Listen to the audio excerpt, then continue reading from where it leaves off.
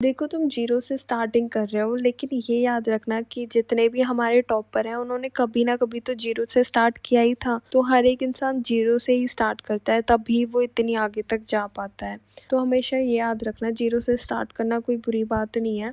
और दूसरी बात ये कि नीट एक रेस की तरह है, और इस रेस में जीतने के लिए तुम्हारे पास अभी भी टाइम है। अगर तुम अभी भी स्टार्ट करते हो तो तुम इसमें जीत सकते हो। तुम अगले साल 600 प्लस स्कोर कर सकते हो। तो इस वीडियो में मैं बस तुम्हें स्टेप बाय स्टेप कुछ गाइडलाइंस दूंगी, जिन्हें फॉलो करके एक प्लान की तरह तुम अपने डेली रूटीन में फॉलो कर सकते हो, और इससे तुम डेफिनेटली 600 प्लस स्कोर कर सकते हो नेक्स्ट ईयर। बट अगर ये तभी पॉसिबल है अगर तुम इसे कंसिस्टेंट होके फॉलो करोगे एंड एकदम डिसिप्लिन होके फॉलो करोगे।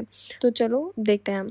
तो सबसे पहले अगर तुम नीट क्रैक करने की सोच रहे हो तो तुम्हें ये बात समझने की सबसे ज़्यादा ज़रूरत है कि नीट को क्रैक करने के लिए स्मार्ट प्लानिंग चाहिए, ना कि कोई रॉकेट साइंस। मतलब तुम्हें एकदम स्मार्टली सब कुछ प्लान करना पड़ेगा अगर तुम्हें नीट को क्रैक करना है। तो इसे एकदम ऐसे कोई रॉकेट साइंस की तरह मत समझो भाई, तुम्हें 24-24 घंटे पढ़ना पड़ेगा इसके लिए, बिल्कुल एकदम पागलों की तरह घसीटना पड़ेगा। हाँ, ये है कि तुम्हें थोड़ा तो घसीटना पड़ेगा खुद को, लेकिन इतना भी नहीं। तुम अगर कंसिस्टेंट होके कुछ घंटे अपने दिन के नीट को दोगे तो तुम डेफिनेटली इसे क्रैक कर लोगे। नीट सिर्फ तुम्हारे 24 घंटों में से कुछ घंटे मांग रहा है, वो भी डेली के। ये नहीं कि तुमने आज पढ़ा और फिर आने वाले 2-3 दिन तक कुछ पढ़ा ही नहीं।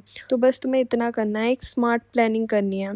उसके बाद हमारे पास स्टेप 1 है। तो ये स्टेप 1 उन बच्चों के लिए है जो एकदम अभी बिल्कुल अभी स्टार्ट कर रहे हैं, लाइक जो अभी 12th में है, या फिर जो अभी हाँ 11th वाले तो क्यों ही देंगे नीट 2026। तो अभी जो 12th में बच्चे हैं और उन्हें अगले साल नीट देना है, तो सबसे पहले तुम्हें ये पता होना चाहिए कि नीट का सिलेबस क्या है। तो उसके लिए तुम एनटीए की वेबसाइट पे जा सकते हो और वहाँ से नीट का सिलेबस डाउनलोड कर लेना।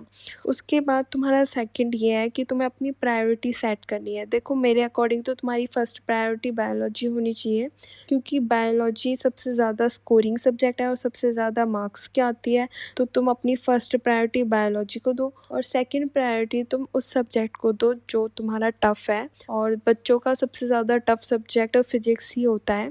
तो सबसे पहले तुम फिजिक्स को करना, फिर केमिस्ट्री को अपनी थर्ड प्रायोरिटी रखना। क्योंकि अगर तुम अपना एक टफ़ है सब्जेक्ट कर लोगे ना तो तुम सेफर साइड में चले जाओगे। मतलब अगर तुम टफ़ से स्टार्टिंग करते हो तो एंडिंग तुम्हारी अच्छी होगी। उसके बाद एक मेन पॉइंट ये याद रखना कि जो एनसीईआरटी है, जो तुम्हारी एनसीईआरटी है, वो तुम्हारी बेस्ट फ्रेंड की तरह है। और अगर तुमने अपनी इस बेस्ट फ्रेंड को अपनी जर्नी में छोड़ दिया तो भाई नीट तो तुम भूल ही जाओ। अगर तुम्हें नीट को क्रैक करना है तो एनसीईआरटी को अपने साथ रखना पड़ेगा। इसकी एक एक लाइन, इसका एक एक वर्ड तुम्हें एकदम ऐसे याद रखना होगा, बिल्कुल टिप्स पे। ठीक है। उसके बाद स्टेप 2 है, ये बहुत ही इम्पोर्टेंट स्टेप है। इसमें क्या है कि तुम्हें राइट रिसोर्सेज यूज़ करने हैं। ये नहीं कहीं से भी कोई भी बुक उठा ली और वो पढ़ने लग गए, अभी ये बुक पढ़ रहे हो अभी वो बुक पढ़ रहे हो।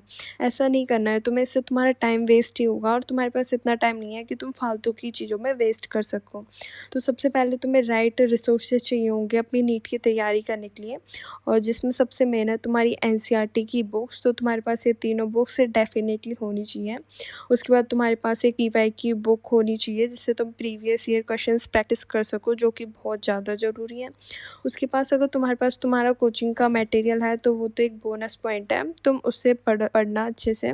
उसके बाद कुछ ऐप्स भी हैं जो तुम अपनी नीट की तैयारी के लिए यूज़ कर सकते हो, जैसे फिज़िक्स वाला, जो कि मैंने भी एक्सपीरियंस किया हुआ है, काफ़ी अच्छा ऐप है। तो तुम ये यूज़ कर सकते हो, और तुम यूट्यूब चैनल से भी पढ़ सकते हो। काफ़ी अच्छे अच्छे यूट्यूब पे वीडियोस हैं नीट के रिलेटेड, तो तुम वहाँ से भी पढ़ सकते हो। और इवन सारे सब्जेक्ट हैं यूट्यूब पे, फिजिक्स भी है, केमिस्ट्री भी है, बायो भी है। तो अगर तुम्हें कोई ऐसे ऐप से नहीं पढ़ना है तो तुम यूट्यूब से भी पढ़ सकते हो, और तुम अनअकैडमी से भी पढ़ सकते हो। उसके बाद है कि स्टेप 3 ये है कि तुम्हें अपना डेली का रूटीन बनाना है। मतलब कम से कम तुम्हें 8 से 10 घंटे तो पढ़नी है अगर तुम अभी से स्टार्ट कर रहे हो। बट हाँ, अगर तुम ड्रॉपर हो तो ऑब्वियसली तुमने पहले से ही सब कुछ पढ़ रखा है, तो इस टाइम तुम्हें बस पीवाईक्यूज़ करने की ज़रूरत है और रिवीजन करने की ज़रूरत है बार बार। लेकिन तुम्हें भी पढ़ना है बहुत ज़्यादा, तभी तुम्हारा नेक्स्ट ईयर नीट क्रैक हो पाएगा। तो नीट क्रैक करने के लिए तुम्हें मिनिमम 8 से 10 घंटे डेली के अपने देने होंगे नीट को।